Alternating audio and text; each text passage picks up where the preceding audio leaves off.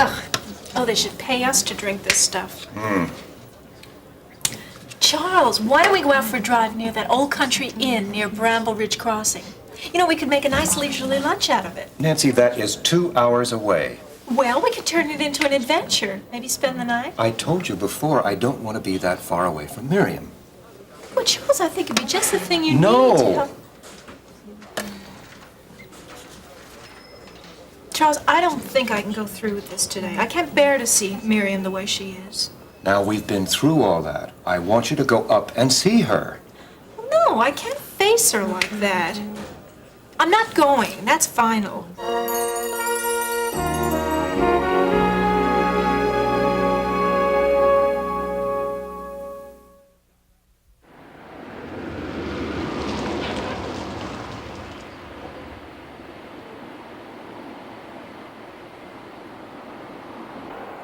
Nancy, how can you even think of turning your back on Miriam like that? Charles, that's not Miriam up there. That's somebody else. Now, I know you're upset, but this is just... You don't know, Charles. Otherwise, you wouldn't have dragged me along like this. This is no time for us to be thinking about ourselves. It's Miriam that needs our help. But, Charles, we're not helping her.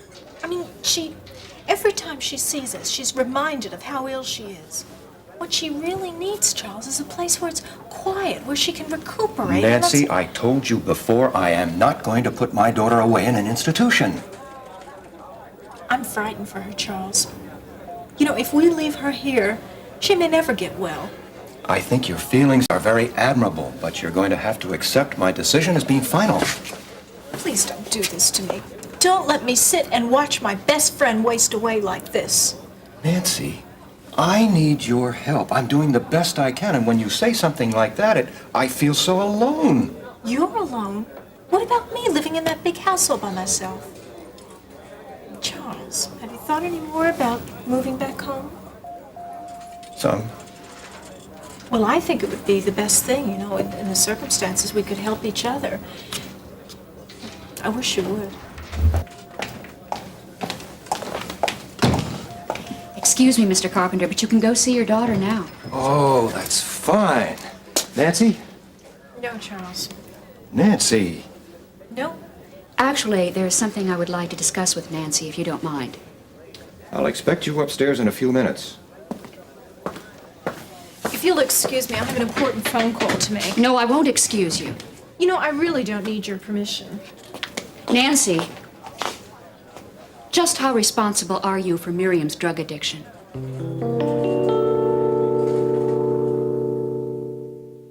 Jeff, I want her out of the house.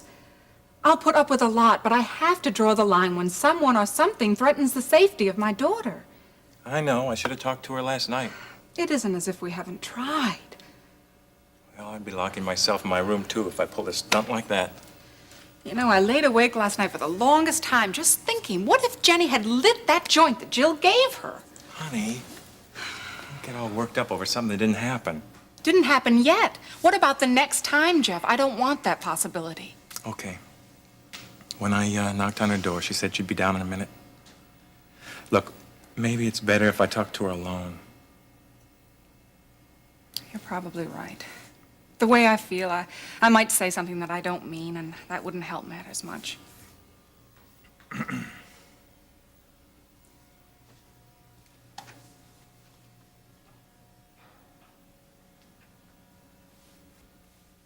Sit down.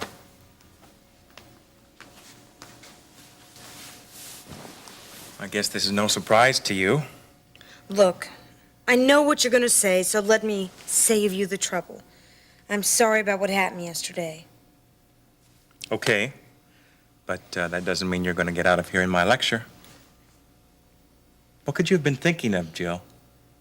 Giving something like that to a little girl? I didn't do it. Donna did. It was hurt joints. Oh, you think that relieves you of the responsibility? No. You know, I don't know what's gotten into you. I thought we could trust you, but evidently we can't. I'm going to have to lay down some more rules. Good. Great. Just what this house needs. Now, just stop right there. Turn around, please. Now, I don't like doing this any more than you do, but you brought it on yourself. Now, first, there are to be no more drugs in this house. If that means an invasion of privacy, then that's just what I'm going to have to do. Now, up until now, your bedroom was your own territory, but you forfeited that right yesterday with that kind of behavior. Second, I want to know where you are all the time. Liz and I have been lax with that, and you see where it got us? And third, regarding your $200 phone bill, I'm going to sit down, make out a schedule, and you are going to work at the bookstore until that debt is paid off. I am sick and tired of being pushed around by everyone.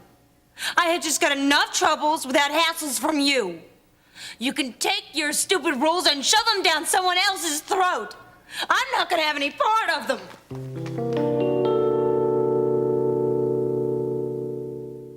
How dare you accuse me of that? I haven't accused you of anything. Let's just say I have my suspicions. Well, as usual, your suspicions about me are wrong. Whether you admit it or not, I've always given you the benefit of the doubt. Well, the only thing I will admit about you is that you just never let up. I mean, you're always so petty and picky.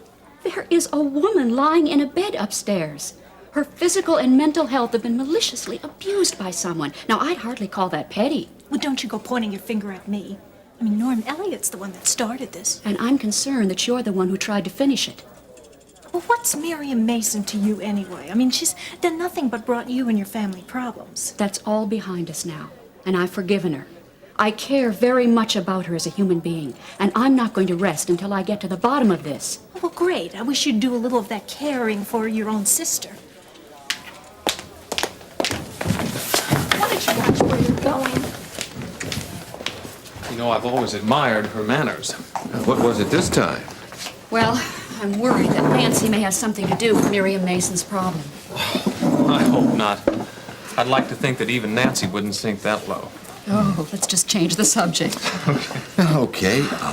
Speaking of pleasant members of our family, my niece is coming to visit. Dina? Oh, how nice. When? Well, I don't know. Her answer was cloaked in that typical legal evasiveness of hers. What, she's a lawyer? Yeah, almost. She hasn't opened a practice yet. She would have been perfect for you. Really? Alex, I think that's already been taken care of. I was just speculating. Well, you'll have to join us for dinner when she comes. Well, I would like to. That would be nice. Good. But I think it would be better if I had you over instead. And Lori and Ben, too. Yeah, whatever. Listen, I've got to go. It's late. I'll be seeing you. Yeah, we'll catch you later.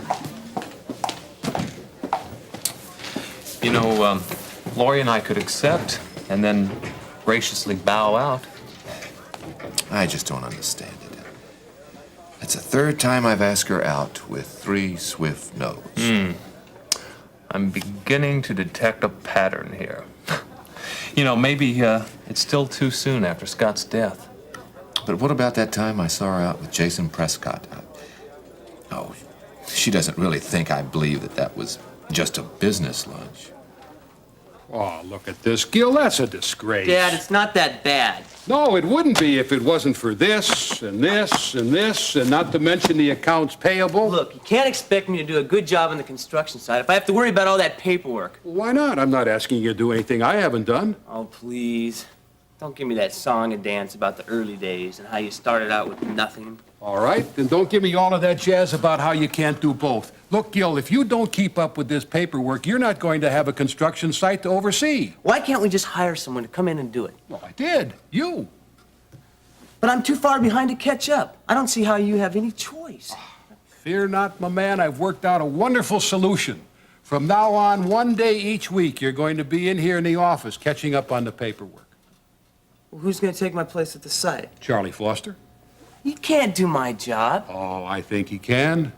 You gotta be kidding. Now, Now, come on. look, Gil, I am not kidding. Now, you've got to understand something.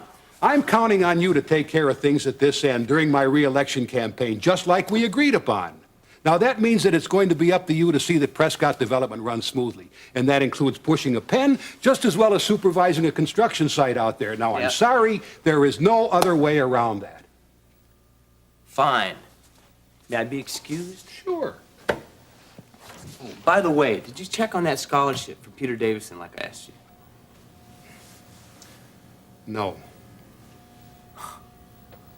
People who live in glass houses.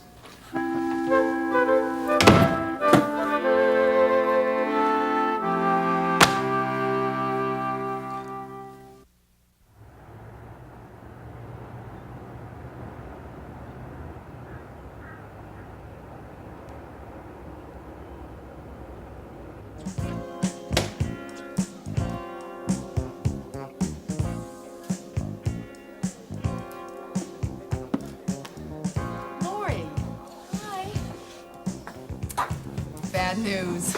Am I that obvious? What is it? Here, keep it. I don't ever want to look at it again. I'm sorry. That's the 4th school that's rejected me this week. Well, cheer up. The week is young. Yes, just think of all the other rejections I have to look forward to. Or acceptances. I wish I shared your optimism.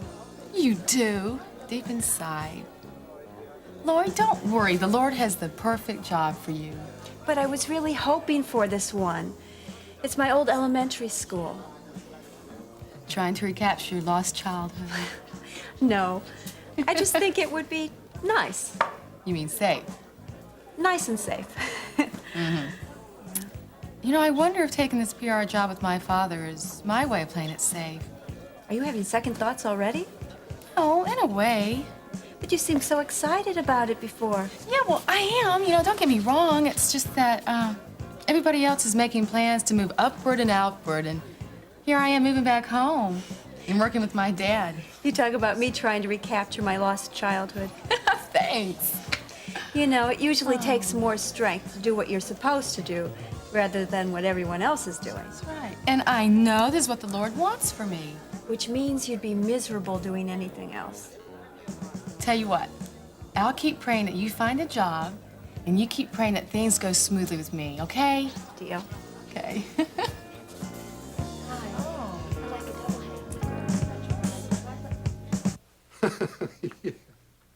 So after 45 minutes of listening to this Mr. Diener twist and distort the truth, I finally spoke up and said, you know, that's really funny. My information contradicts every conclusion you've come to. I'm sure that's just what he wanted to hear. Well, it stopped him for a second, but only for a second. He finally licked his lips, pointed to his charts, and said, you know, Mr. Prescott, figures don't lie. I said, nope, but liars figure. That's the last consulting job he'll ever have for the city, at least as long as I'm around. You know, that explains his remarks in this morning's newspaper. What? And the reporter that did the story, Jenkins, he's always done hatchet jobs on you before, Jason. Have to get used to that, Gene, my man. That goes with the territory. Ah, but I don't know, Jason. Still, that guy, he steams me, you know? Nothing you can do about that. I suppose you know why I called you here. Yeah, I was sitting here hoping that I would have an answer by the time you asked, so... Well, I suppose that means you haven't decided on whether or not to take the position yet. I'm afraid not. Good. Does that mean that you're going to withdraw your offer? No. You're not getting off the hook that easy. But the other day I failed to mention a few things, and I think that you might want to take them into consideration before you come to a conclusion. Oh, I don't get to use the executive washroom, is that it? Why? Of course you can use a Gene if we ever get one. No, but I guess it's no secret around here that my faith plays an important part in the way the office is run. Oh, yeah. If I remember correctly, your opponent tried to use that to your disadvantage in the last election. Yeah, it did kind of backfire on him, didn't it? But you see, my beliefs furnish guidelines for policy that I set. I see. For instance, I believe in giving someone the benefit of the doubt. Well, I can't disagree with you there, Jason. I believe in taking someone at their word until they've proven that you can't. I can see where that can build trust. Sometimes I'll make a deal on just a handshake. Yeah. Occasionally, I've done that too myself. And before making any decision, I always pray for guidance from the Holy Spirit. 3 out of 4 ain't bad. This is the part where you're supposed to invite me in? Yeah, come on in. Hey, nice place. Peter, I'm not in the mood for games. Sorry. Want to talk about it? You don't talk here, you get dictated to. Oh, trouble in paradise. It's paradise, all right. 3 square meals a day and a slap on the wrist twice a week. What was it this time? He's doing something stupid. But I didn't argue. At least not this time. That'll probably blow over. Probably. But I'm not interested in waiting around for it to happen. Seriously? Seriously. Peter, I don't belong here. The Cummings are keeping me here because they feel sorry for me. And if you ask me, I think it's a stupid reason to do anything. Jill, it's your decision, but I don't think that the Cummings are keeping you here because they feel sorry. You're too smart for that. Yeah, they're smart, all right. What about your mother? She's a real beauty. She calls me into her office to look at me while she's trying to think of something to say. I think she wants me to feel sorry for her. It's just not going to work out between us. Jill, you said it was no good in San Francisco, in Denver, or in New Orleans, and now Kingsley. And where do you expect this magical place to be? Peter, don't you get started on me. Okay. But I do want to say that I think you have more going for you here than any other place. Tell your mother how you feel. Try to work through it with her. Make sure that it's possible before you go running off. If it's any consolation, I want you to stay. My carburetor needs you.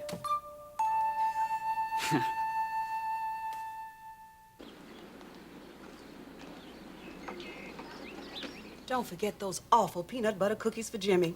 You think I've forgotten to give him lunch the way he acted when he came home from school? Hello, ladies. Gene, what are you doing home so early?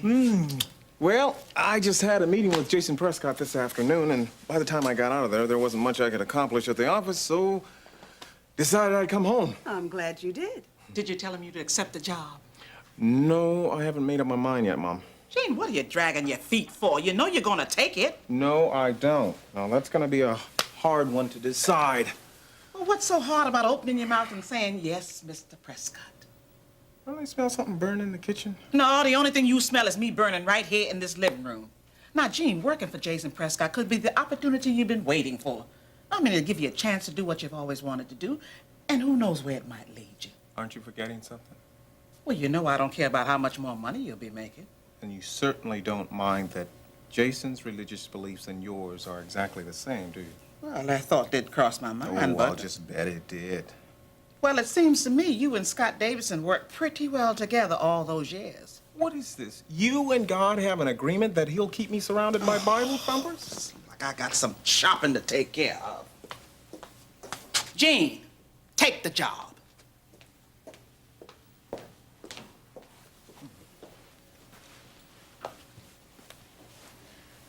Does Jason's faith bother you? Well, his religious beliefs do play an integral part of the way he runs his office, and... Well, they're the ideals you were raised on, and they're mine, too. I know, and I respect them, but I guess it'll just take some getting used to, that's all. Well, does that mean you're going to accept his job offer? Give up, Carla. You know he's not going to tell us a second before he has to. I thought you were going shopping. Forgot my list. You sure you didn't forget something else? Don't get fresh, Gene.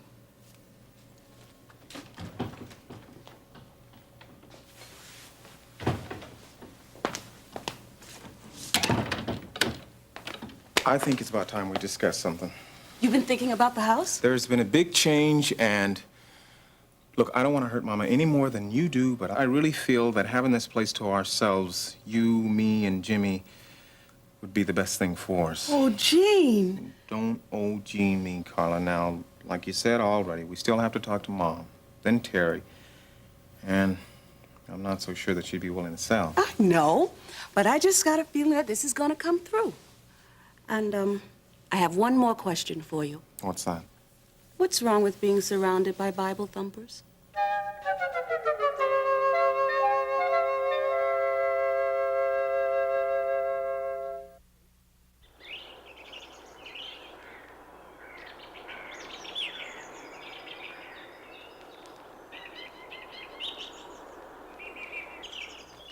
Jenny!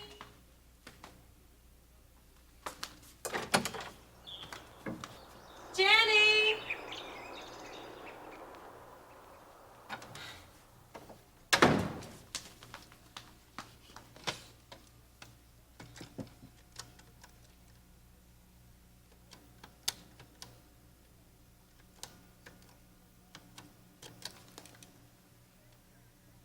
Amber, how you doing? Who do you think it is? How's St. Louis? Good. Well, I was just getting that. Look, I need your help, and I need it bad. I'm all set to leave. Yeah, farewell to Kingsley. Oh, I'm glad you feel that way.